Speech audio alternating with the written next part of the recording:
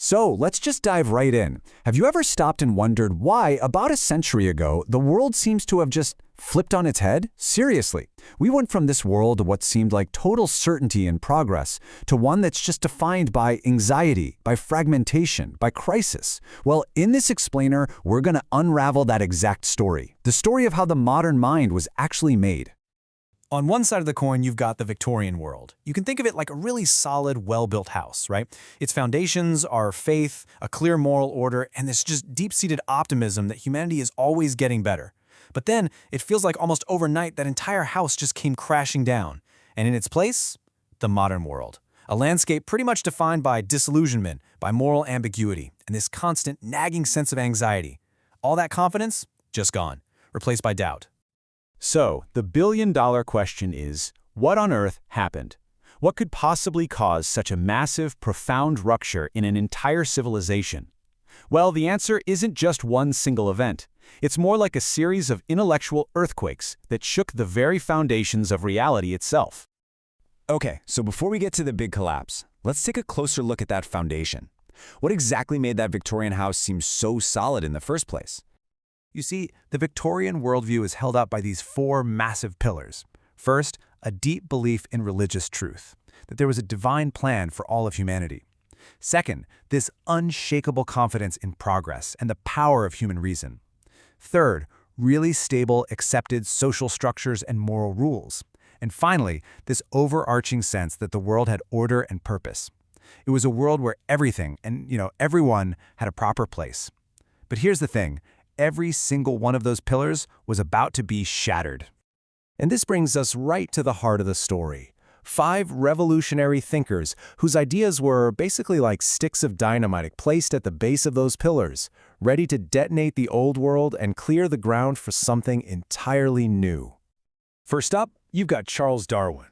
His theory of evolution was a direct hit, a torpedo, aimed right at that pillar of religious certainty.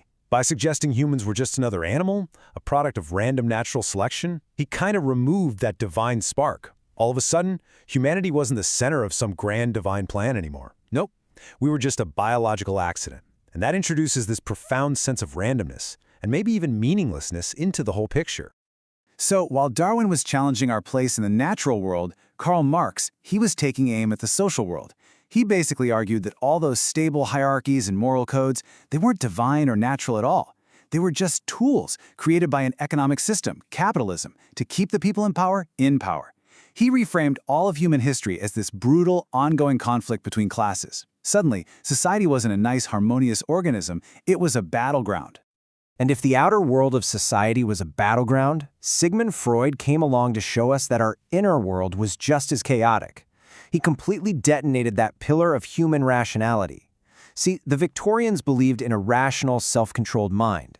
Freud peeled back that surface and revealed a raging sea of unconscious desires, repressed memories, and primal urges. He showed that we weren't even the masters of our own minds. Irrationality, he argued, was at the very center of who we are. With the external world and the internal self now in total question, Friedrich Nietzsche comes in and delivers the knockout blow to morality itself.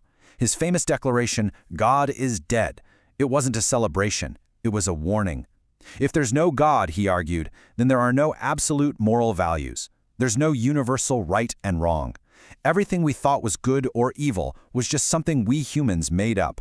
This created a huge vacuum, a crisis of values that led directly to things like nihilism and existential dread.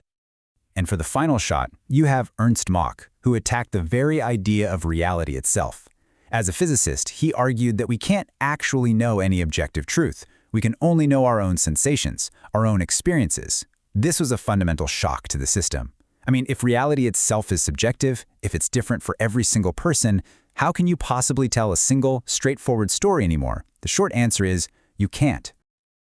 So, all these intellectual bombs had been ticking away for decades. But it was a real, physical cataclysm that would detonate all of them at once, making all this abstract philosophy terrifyingly real for an entire generation. World War I. The war wasn't just some political or military event. Historians actually call it a psychic catastrophe. It was a deep, collective trauma that literally scarred the soul of Western civilization and proved that all those thinkers we just talked about, they were horrifyingly correct. Think about it. The war's true casualties weren't just soldiers, they were ideas. That old Victorian faith in progress, it died in the muddy trenches of 1914. Rationality and technology, once seen as humanity's saviors, became the tools for industrial-scale slaughter by 1916. And by the time the war finally ended, you have the lost generation, a whole cohort of young people just completely adrift, their belief systems totally destroyed. Cynicism wasn't just a mood anymore, it was the new default setting for an entire generation. So what happens when you combine all these intellectual shocks with the raw physical trauma of the war? Well, you get something entirely new, the birth of the modern mind. These right here are the ingredients. This is the new internal landscape. Faith has totally collapsed. Reason is in crisis. The individual self is psychologically unstable. Society is seen as nothing but conflict. Meaning has been lost. The world has been proven to be a traumatic, violent place. And even science, with relativity and quantum mechanics, is telling us that reality itself is not what it seems. So, welcome to a world of inner and outer chaos. This table really just pulls it all together, doesn't it? It shows you that direct line from an idea to its impact. You see the thinkers we've been talking about, Darwin, Marx, Freud, Nietzsche, and you can even add others to the list, like Einstein, who made reality itself relative, and Max Weber, who described this whole new world as a disenchanted iron cage. Each one of them was an architect of the reality we now live in. So the crucial point, the thing to really let sink in, is this. All the fragmented stories, the unreliable narrators, the ambiguous endings that we see in modern art and literature, that's not just some artistic style. It's a direct reflection of a fundamental change in human consciousness. Modernity didn't just change how we tell stories, it changed the very minds that were telling them. And that leaves us with a pretty big question for today, doesn't it? Are we still living inside the world that they built?